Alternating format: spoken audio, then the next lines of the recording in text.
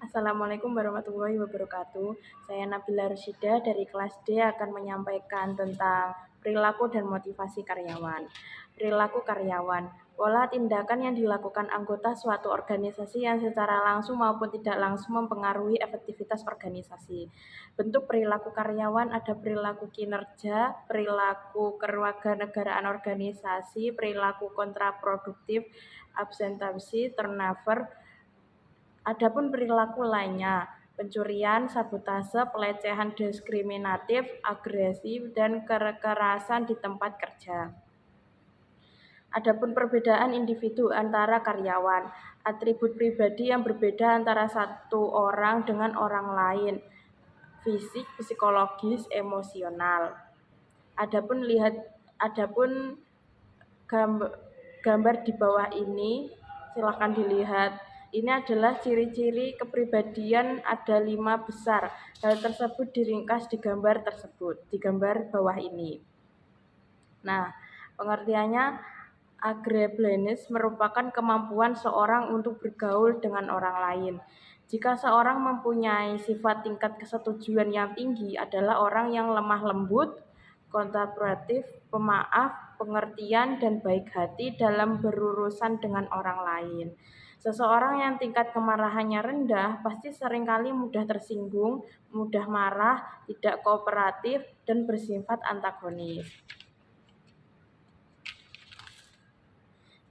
Jadi, orang yang sangat menyenangkan cenderung lebih baik dalam mengembangkan hubungan kerja yang baik, sedangkan orang yang kurang menyenangkan cenderung tidak memiliki hubungan kerja yang baik. Nah, yang kedua, kehati-hatian. Dalam konteks ini merupakan cerminan dari banyaknya hal yang ingin dicapai seseorang. Orang yang sangat teliti cenderung berfokus pada tugas yang relatif sedikit pada satu waktu dan cenderung memiliki sifat sistematis, hati-hati, teliti, bertanggung jawab, dan disiplin. Orang yang kurang teliti cenderung melakukan tugas yang lebih luas, akibatnya mereka seringkali menjadi lebih tidak terorganisir dan tidak bertanggung jawab, serta kurang teliti dan disiplin. Yang ketiga, ada emosionalitas. Yang ketiga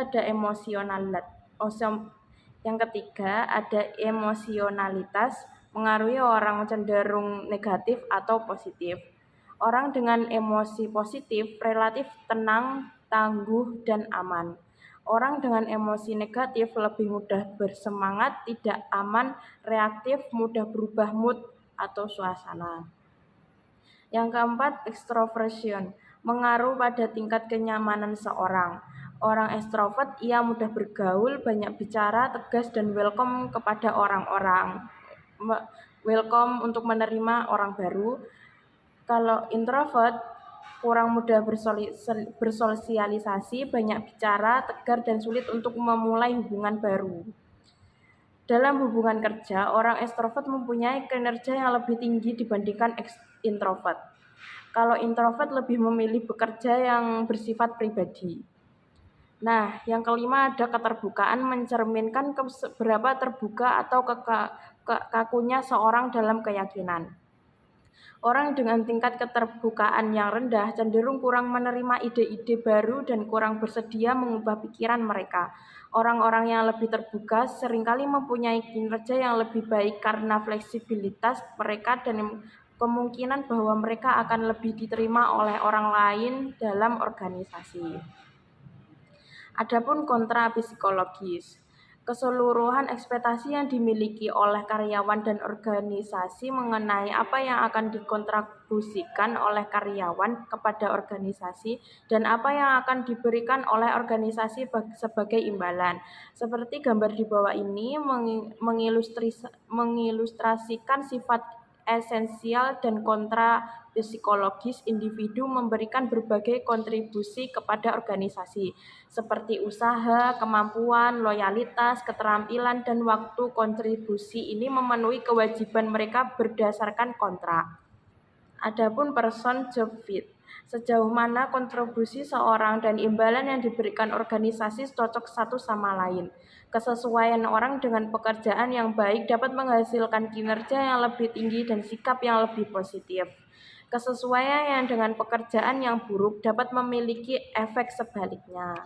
Adapun motivasi, kumpulan alasan yang menyebabkan orang berperilaku dengan cara tertentu.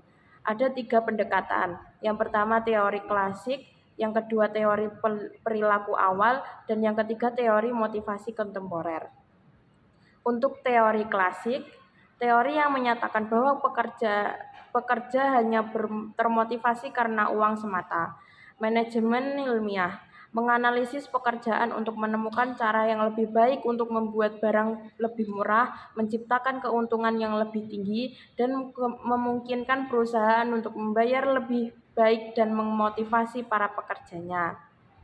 Adapun teori perilaku awal, studi Howard, tujuan awalnya adalah untuk menguji hubungan antara perubahan lingkungan fisik dan keluaran pekerjaan. Efek Howard, produktivitas pekerja meningkat sebagai tanggapan atas tindakan manajemen apapun yang ditafsirkan oleh pekerja sebagai perhatian khusus. Adapun teori motivasi utama lainnya, model sumber daya manusia seperti teori X dan Y, model hierarki kebutuhan Maslow, teori 2 faktor Herzberg, teori kebutuhan MC Challen. Adapun perbedaan mendasar antara kedua teori antara X dan Y ditunjukkan pada tabel di bawah ini. Manajer yang menganut teori X cenderung percaya bahwa orang pada dasarnya malas dan tidak kooperatif dan harus dihukum atau diberi penghargaan agar menjadi produktif. Manajer yang cenderung menerima teori Y cenderung percaya bahwa orang-orang secara alami energik, berorientasi pada pertumbuhan, memiliki motivasi diri, dan tertarik untuk menjadi lebih baik produktif. Adapun MC Gerard berpendapat bahwa manajer teori Y lebih cenderung memiliki karyawan yang puas dan termotivasi. Perbedaan teori X dan Y agar sederhana dan tidak memberikan dasar nyata untuk mengambil tindakan. Nilai mereka terutama terletak pada kemampuan mereka untuk menyoroti dan mengklarifikasikan perilaku manajer berdasarkan sikap mereka terhadap karyawan. Adapun Maslow mengklarifikasikan kebutuhan ini menjadi 5 tipe dasar dan menyarankan agar kebutuhan-kebutuhan tersebut disusun dalam hierarki kepentingannya. Seperti yang ditunjukkan pada gambar di bawah ini, menurut Maslow, kebutuhan bersifat hierarki karena kebutuhan pada tingkat yang lebih tinggi, kelihatan serangkaian kebutuhan telah terpuaskan. Kebutuhan tersebut tidak lagi memotivasi perilaku, misalnya jika merasa nyaman aman dalam bekerja, berarti keamanan Anda telah terpenuhi. Namun jika tiba-tiba tidak terpenuhi, orang akan memfokus kembali kepada kebutuhan yang lebih rendah. Adapun untuk menurut teori 2 faktor Herzberg, faktor kebersihan mempengaruhi motivasi dan kepuasan hanya jika faktor tersebut tidak akan atau gagal memenuhi harapan. Misalnya, pekerjaan akan merasa tidak puas jika mereka yakin bahwa kondisi kerja mereka buruk. Namun jika kondisi kerja ditingkatkan, mereka belum tentu merasa puas. Mereka tidak akan merasa tidak puas jika pekerjaan tidak menerima pengakuan atas keberhasilan pekerjaannya. Mereka mungkin tidak merasa puas atau tidak puas jika pengakuan diberikan, kemungkinan besar mereka akan menjadi lebih puas. Adapun gambar di bawah ini mengilustrasikan teori 2 faktor. Perhatikan bahwa faktor motivasi terletak pada suatu kontinum dari kepuasan hingga tidak ada kepuasan. Sebaliknya, faktor keberhasilan cenderung menghasilkan perasaan yang terletak pada kontinum dari ketidakpuasan hingga tidak ada ketidakpuasan. Sedangkan faktor motivasi berhubungan langsung dengan pekerjaan yang sebenarnya dilakukan karyawan. Sedangkan faktor kebersihan mengacu pada lingkungan di mana karyawan tersebut bekerja. Teori ini menyarankan bahwa manajer harus mengikuti pendekatan 2 langkah untuk meningkatkan motivasi. Pertama, mereka harus memastikan bahwa faktor kebersihan berfungsi. Adapun teori motivasi kontemporer, Teori ekspektasi. Orang-orang termotivasi bekerja untuk memperoleh penghargaan yang mereka inginkan dan bisa mereka dapatkan. Teori keadilan. Orang-orang mengevaluasi perlakuan organisasi terhadap mereka dan membandingkan dengan perlakuan yang diterima orang lain. Adapun strategi meningkatkan motivasi, program yang sering digunakan untuk membuat pekerjaan lebih menarik dan manfaat. Adapun modifikasi perilaku, menggunakan tujuan untuk memotivasi perilaku, manajemen partisipasi dan berdayaan, struktur tim, pengayaan pekerjaan dan desain ulang pekerjaan, jadwal kerja yang dimodifikasi.